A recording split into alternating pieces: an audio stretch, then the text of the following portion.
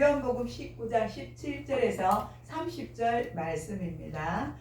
주제는 나의 십자가를 질 수 있나 라는 주제를 가지고 여러분과 함께 은혜를 나누겠습니다. 아멘. 우리가 날마다 잊지 않고 묵상하고 살아가야 할 것은 바로 우리 주님의 십자가입니다. 아멘. 주님의 십자가는 우리의 소망이요 우리의 생명 되십니다. 부활도 또 십자가도 있지만 우리에게는 부활도 있습니다. 부활이 없다면 우리는 헛된 것을 믿고 살지 않나 그런 생각이 듭니다. 우리는 부활이 있기 때문에 예수 그리스도를 믿는 것입니다. 아멘. 예수님의 십자가가 아니었다면 여전히 우리는 죄인이고 구원의 소망도 없이 그저 하루하루를 살아가다가 지옥불에 떨어질 수밖에 없는 그런 인생일 것입니다. 아멘. 아픔도 고통도 슬픔이 없는 천국 소망을 바라보고 살아가야 되는데 우리가 절망 속에 살아간다는 것입니다. 그것은 그런데 천국의 소망이 있기 때문에 우리는 기쁜 것입니다. 우리가 어렵게 고생하고 힘들 때 견딜 수 있는 것은 내세가 있기 때문입니다. 우리는 누가 뭐라 해도 예수님의 십자가로 말미암아 구원을 받아 하나님의 택한 백성이 되었고 영생 복락을 누리게 되었습니다. 아멘. 그러므로 우리는 예수님의 공로를 잊을 수가 없습니다. 그러므로 우리는 항상 예수님의 십자가를 한순간도 잊어서는 안 됩니다. 아멘. 우리는 예수님의 십자가를 묵상하면서 하나님의 사랑을 깨닫고 하나님의 은혜를 깨달아야 합니다. 주님은 우리 죄를 위하여 십자가를 지셨습니다. 아멘. 우리도 우리의 십자가를 질 줄 알아야 합니다. 우리도 우리의 십자가를 질 줄 알아야 합니다. 근데 우리는 우리의 십자가를 지고 가고 있습니까? 우리는 조금만 힘들고 어려워도 이 십자가를 지고 가는데 너무 버거워합니다. 근데 우리 주님은 어떻게 하셨습니까? 이 모든 인류에 있는 사람들의 모든 죄를 위하여서 십자가를 지시지 않으셨습니까? 근데 우리가 그 주님을 믿고 바라보면서 우리도 우리의 십자가를 지고 갈 수 있어야만 합니다. 아멘. 그리고 하나님 앞에 우리는 늘 감사하며 살아가야 합니다. 십자가의 형벌을 우리가 한번 생각해 볼 때 얼마나 잔혹한 형벌입니까? 십자가가 가장 극악한 죄인들에게 내려지는 그 형벌이 십자가입니다. 아멘. 이 십자가 처형 방법은 페르시아에서 유래된 것입니다. 죄인들을 나무에 매달아 죽이는 이 이유는 땅은 원래 신성한 것으로 그들은 알고 있었습니다. 그래서 이 죄인들을 땅에 놓고 죽이면 그 땅이 더러워진다고 생각했기 때문에 페르시아인들은 그때부터 이 죄인들을 나무에 달아서 십자가 형태로서 죽였던 것입니다. 그래서 페르시아에서는 시체를 공중에 매달아 새들이 뜯어먹게 했습니다. 얼마나 잔인합니까? 그 새들이 와서 그냥 떼거지로 와서 그 사람 그 시체를 뜯어서 먹는다고 생각해 보세요. 얼마나 잔혹하고 진짜 무섭지 않습니까? 두렵지 않습니까? 생각만 해도 무시무시한 형벌이 아닐 수가 없습니다. 로마 사람들은 이 무시무시한 형벌을 도입하여 죄인들에게 사용하였습니다. 그러나 같은 로마 사람들에게는 이 방법을 사용하지 않았습니다. 노예들에게, 그죠? 또 식민지 사람들에게 이 법을 사용하였던 것입니다. 참 그 사람들은 잔인하죠. 자기네들은 그런 형태를 사용하지 않아요. 그 나라 시민들은, 로마 시민들은. 그런데 그 식민지에 들어와서 그 아래에서 죄를 짓고 범죄하고 이런 사람들한테는 이 형태를 가하는 것입니다. 정말로 잔인하지 않을 수가 없는 것입니다. 그들이 얼마나 나쁘고 고약한 사람들입니까? 성경에 보면 로마 군병들은 사형당하는 사람들에게 직접 십자가를 지고 사형장까지 가게 하였다고 말하고 있습니다. 그냥 사형을 당한다고 생각만 해도 우리가 얼마나 두렵고 무섭고 진짜 그 상상만 해도 겁나지 않습니까? 그런데 그런 그들에게 십자가를 지고 그 언덕으로 올라가서 그 처형 장소까지 지고 올라가라 했으니까 정말 잔인하다고 생각지 않습니까? 죽음을 앞둔 사형수들에게 십자가를 지고 가는 고통을 더하게 한 것입니다. 물론 어쩌면 이렇게 함으로써 죄를 짓지 말라고 하는 수도 있겠죠. 이걸 바라보면서 너희들이 죄 짓지 말라 하는 그런 의도도 있을 것입니다. 그렇지만은 우리가 한편으로 생각해 볼 때 너무 잔인하지 않습니까? 우리가 누구든지 크고 작은 죄를 지을 수가 있습니다. 그 제목들이 클 수도 있고 적을 수도 있습니다. 예수님은 뭐라고 말씀하셨습니까? 불쌍히 여기라고 그랬지 않습니까? 그 죄가 우리에게도 죄가 있어요. 하나님 보시기에는 그냥 우리가 보기에는 큰 죄를 지었고 너는 작은 죄를 지었고 우리가 그렇게 말하지 않습니까? 너는 좀도둑질을 하고 너는 큰 대도다 이렇게 말하지 않습니까? 근데 사실은 하나님이 바라볼 때는 큰 죄를 짓든 작은 죄를 짓든 간에 똑같아요. 하나님 보시기에는요. 근데 우리 인간들은 거기 차별을 두고 우리는 생각하지 않습니까? 그들에게 손가락질하고 너는 죄인이야, 넌 나쁜 인간들이야 이렇게 우리는 그렇게 말하지 않습니까? 그들은 그렇게 잔인한 그런 십자가를 그들에게 지었던 것입니다.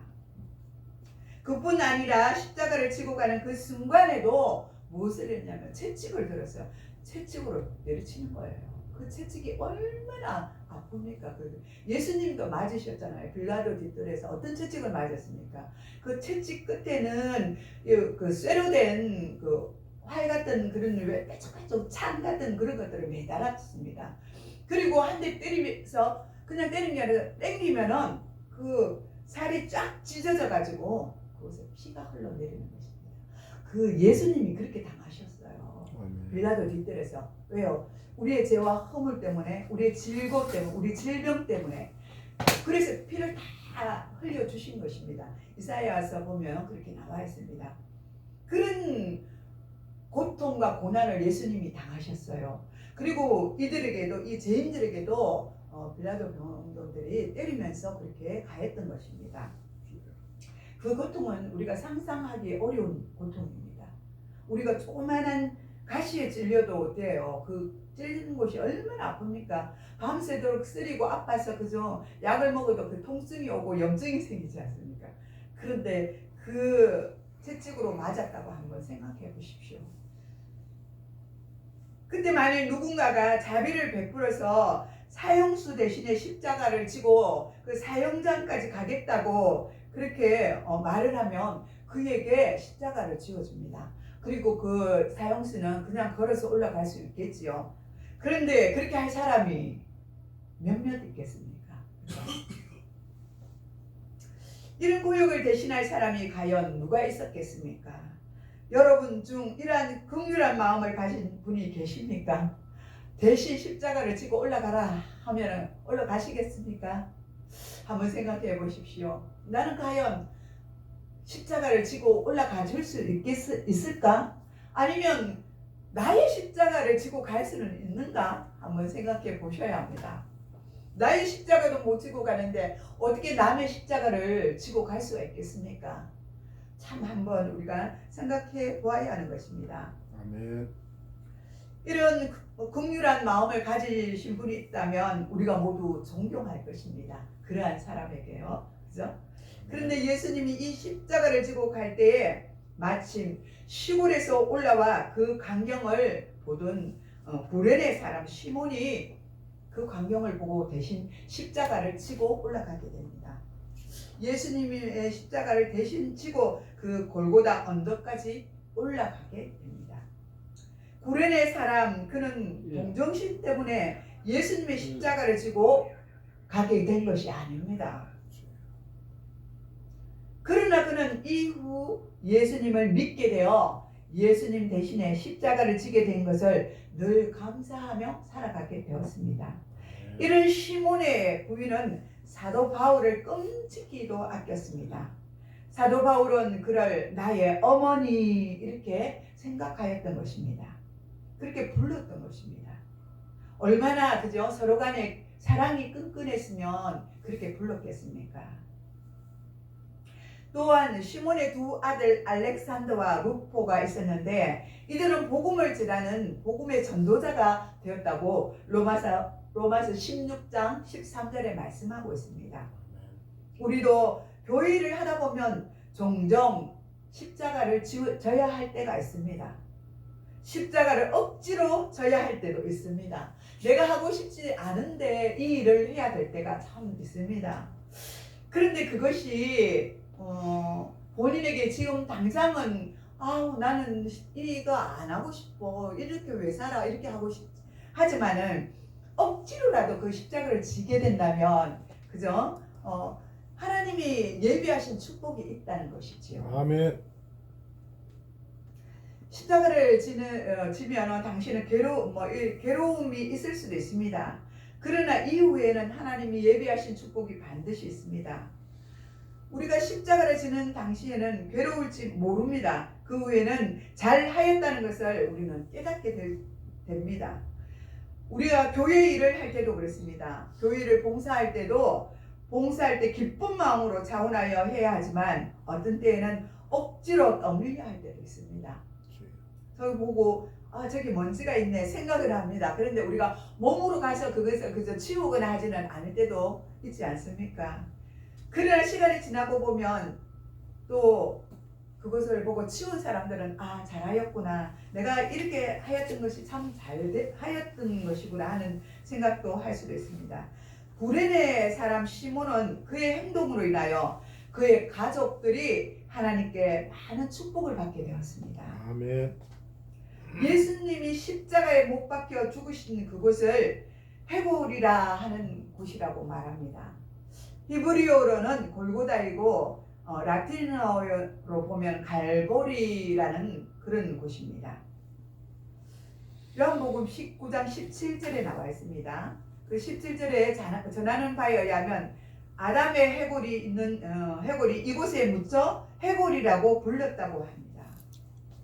그것이 사실이라면 예수님은 아담이 묻힌 그곳에 십자가에 못 박히신 것입니다.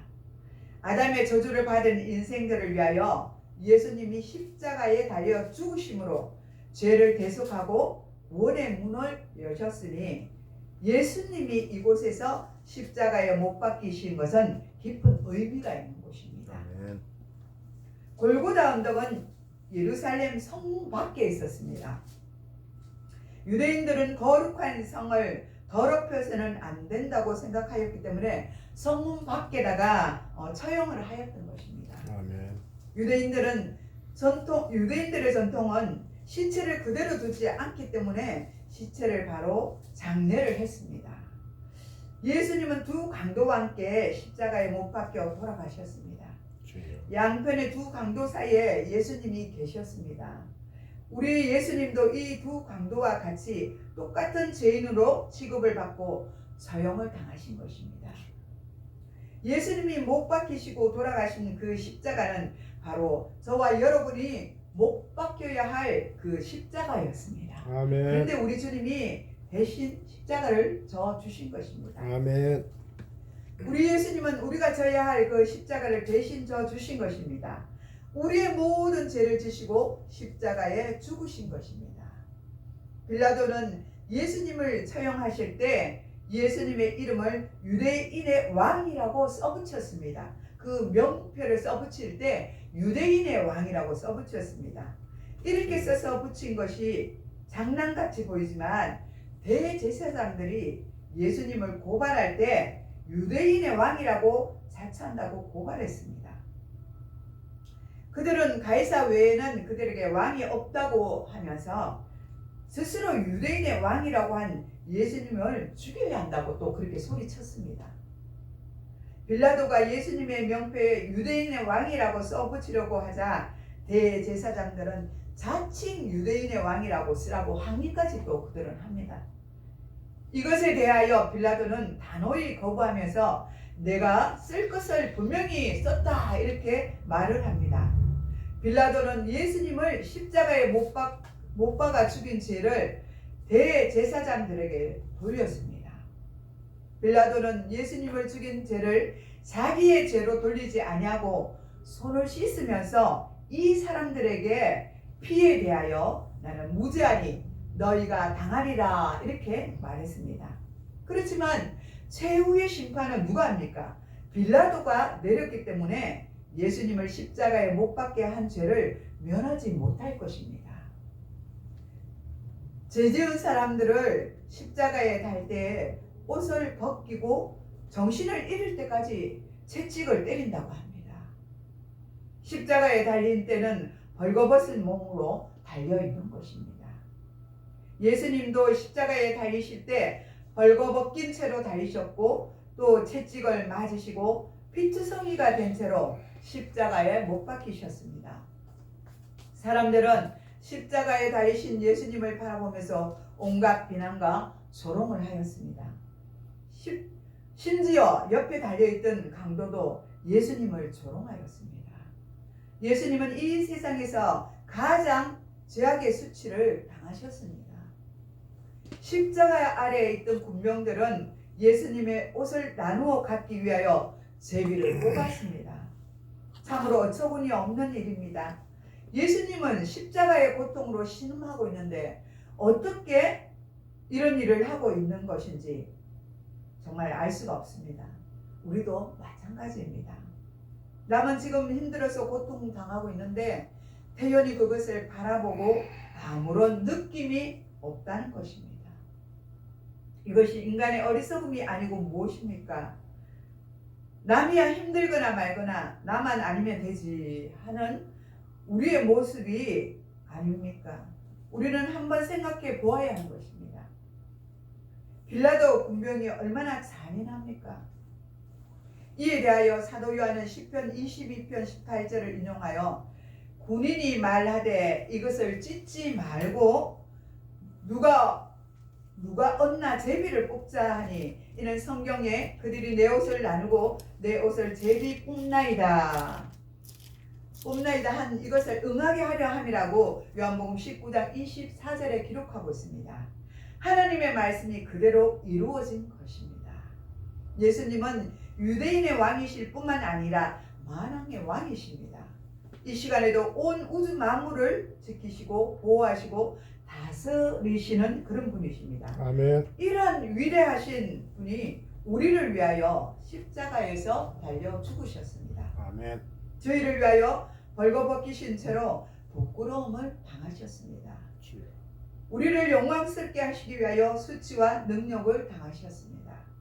우리를 부욕케 하기 위하여 우리 대신 가난해지셨고 우리의 영생 복락을 누리게 하기 위하여 십자가에 못 박혀 돌아가셨습니다. 예수님은 십자가에 죽으시면서도 자신보다 이웃을 생각하셨습니다. 아버지 저들의 죄를 사하시고 용서하여 주시옵소서. 자기들이 하는 것을 알지 못하나이다 하고 누가복음 23장에 기도하셨습니다. 예수님은 자신의 고통보다 자신을 죽인 영혼들을 먼저 생각하시고 그들을 위하여 기도하셨습니다. 그리고 십자가 아래에서 자신의 모습을 지켜보고 있는 어머니 마리아를 보며 여자여 보소서 아들입니다 라고 이렇게 말씀하시며 요한에게 사랑하는 제자여 내 어머니라 이렇게 부탁하셨습니다. 우리는 먼저 언제나 자신을 생각합니다. 내 아픔과 내 고통이 크다고 먼저 생각합니다. 그러나 예수님은 그 극한 고통 속에서도 다른 사람을 우선으로 생각하셨습니다. 원수들을 위해서까지도 그들을 불쌍히 여기셨습니다. 예수님이 십자가를 지실 때 마지막까지 따라온 사람들은 요한과 4명의 여인이었습니다. 거의 모두가 예수님을 떠났습니다. 그러나 마지막 예수님이 죽으실 때까지 지킨 사람들은 이들이었습니다. 모두 주를 버릴지라도 나는 결코 주를 버리지 아니하겠다라고 그렇게 맹세하던 베드로도 주님을 떠나 도망을 갔습니다. 이때 마지막까지 따라 예수님을 따라온다는 것은 자기의 목숨을 버리는 것과 마찬가지입니다. 여기서 우리는 예수님을 가장 사랑하고 그 끝까지 충성하는 사람들을 우리는 볼 수가 있습니다. 사랑은 말로만 하는 것이 아닙니다. 사랑은 행동과 책임이 따르는 것입니다. 진실로 예수님을 사랑한다면 어떠한 희생도 무릅쓰고 예수님을 따라야 합니다. 다른 사람들은 자신이 살기 위하여 예수님을 떠났지만 요한과 여인들은 끝까지 예수님을 따랐습니다. 저와 여러분이 진실로 예수님을 사랑한다면 어떠한 고난과 희생이 오더라도 예수님을 따라가야 합니다. 아멘. 오늘 말씀에 보면 예수님께서 남기신 두 마디가 있습니다. 하나는 내가 목마르다, 바로 육신의 고통을 말씀하셨고, 또 하나는 다 이루었다 입니다. 이 말씀은 이 세상에 오신 목적을 다 이루고 승리하셨다고 말씀하시는 것입니다. 아멘. 우리는 이 땅의 사명을 가지고 태어났습니다.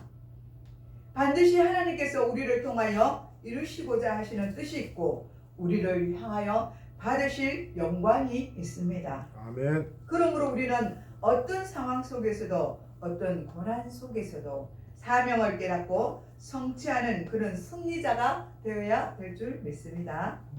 마지막 요한계시록의 끝까지 하나님을 믿고 따라가는 승리자에게는 많은 축복을 주십니다. 이기는 그에게는 내가 하나님의 낙원에 있는 생명나무에 있는 열매를 주어 먹게 하시겠다고 요한계시록 2장 7절에 말씀하고 있습니다. 이기는 자에게는 둘째 사망의 해를 받지 않겠다 하리라고 계시록 2장 11절에 말씀하고 있습니다. 또 이기는 그에게는 감추었던 만나를 주고 또 흰돌을 줄 터인데 그 돌 위에 새 이름을 기록하는 것이라고 말씀하고 있습니다. 이렇게 행하는 자야만이 그죠? 하나님께서 축복을 하시는 것입니다. 이기는 자와 끝까지 내 일을 지키는 그에게는 만국을 다스리는 권세를 주시겠다고 또한 계시록 2장 26절에 말씀하고 있습니다. 이기는 자는 이와 같이 흰옷을 입을 것이요 내가 그 이름을 생명책에 지우지 아니하고 그 이름을 내 아버지 앞과 그의 천사들 앞에 그죠? 시인하리라고 요한계시록 3장 5절에 말씀하고 있습니다. 이렇듯 수많은 하나님 아버지께서 우리에게 주시는 축복들이 마지막 날에 있다고 말씀하시는 것입니다.